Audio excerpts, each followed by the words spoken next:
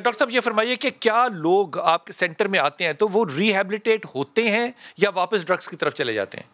اچھا، پہلی بات تو یہ ہے کہ یہ جو تصور ہے نا کہ کوئی ریہیب میں جائے گا اور وہ ریہیبلیٹیٹ ہو جائے گا اور واپس آئے گا تو وہ بالکل ٹھیک ہوگا، ایسا نہیں ہے۔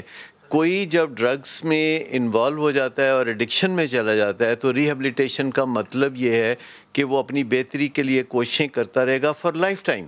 ٹھیک، یہ زندگی بھر کا پروجیکٹ ہے۔ اس کا مطلب یہ نہیں کہ زندگی بھر اس کو ریہیب میں رہنا پڑے گا، پہلے وہ انڈور رہے گا، پھر وہ آؤٹ ڈور میں آئے گا، پھر لیس فریکوینسی کے ساتھ آئے گا، اور وہ فوکس اس کا رہے گا اس طرف، جیسے ڈائبٹیز میں رہتا ہے، جیسے دل کی بیماری ایک دفعہ جس کو ہو جاتی ہے۔ اگر ایک بچہ کوئی بھی شخص جو ہے خدا نخواستہ ریہیب میں جانا چاہتا ہے، ایوریج بات کر رہا ہوں پاکستان کی کسی بھی نکر میں، تو اس کا کتنا خرچہ کتنے وقت کے لیے آتا ہے؟ پہلی بات تو یہ ہے کہ کوئی بھی بچہ ریہیب میں جانا ہی نہیں چاہتا۔ پہلی بات تو یہ ہے کہ یہ نائیو تھنکنگ ہے کہ وہ جانا چاہتا ہے، وہ جانا نہیں چاہتا، کیونکہ اس کے پیرنٹس اس کے ساتھ جو انٹریکٹ کر رہے ہوتے ہیں وہ کبھی غصہ کر رہے ہوتے ہیں اور کبھی تعاون کر رہے ہوتے ہیں، اور زیادہ تر وہ تعاون کر رہے ہوتے ہیں اور تھوڑا وقت وہ غصہ کر رہے ہوتے ہیں، کیونکہ غصہ کرنا تھوڑا مشکل کام ہے۔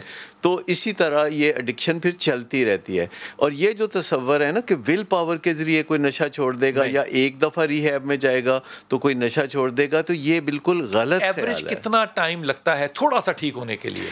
تقریباً جو دنیا کو نظر آنے لگے وہ 6 مہینے لگتے ہیں، یعنی علاج گاہ کے اندر رہنے کے بعد جب باہر جاتا ہے تو یعنی ڈاکٹر صاحب اس پہ ایکسپینس کتنا تقریباً ہونا چاہیے؟ دیکھیں ایکسپینس جو ہے وہ تو جس قسم کا ریہیب آپ چنیں گے اس قسم کا ایکسپینس ہوگا۔ جیسے سرکاری ہے تو وہ بالکل فری ہے، جو دوسرے ہاسپٹل ہیں جو تھوڑے یعنی رفائی ادارے ہیں یا اس طرح کے ہیں جو کہ فنڈنگ پہ چلتے ہیں تو وہاں بھی کافی یعنی خرچہ ہو جاتا ہے۔ جیسے سمجھے کہ 3 مہینے کا علاج ہے تو 1 لاکھ روپے کا خرچہ ہو جائے گا، اور جو اچھے پرائیویٹ ایلیٹ سینٹر ہیں ان میں خرچہ اس سے بھی زیادہ ہوتا ہے۔ پر اصل مسئلہ نہیں ہے، کیونکہ جتنے ایلیٹ کلاس کے لیے سینٹرز ہیں وہاں جو لوگ آتے ہیں ان کی پیئنگ کیپیسٹی زیادہ ہوتی ہے، ان کو اتنا عمدہ علاج مل جاتا ہے۔